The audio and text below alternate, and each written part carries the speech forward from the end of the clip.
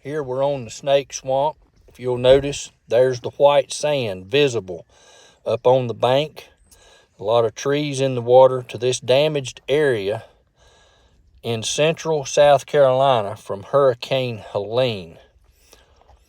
This is an area that is normally a swamp, but a lot of rushing water came through and destroyed the culvert here along this road at Snake Swamp in South Carolina.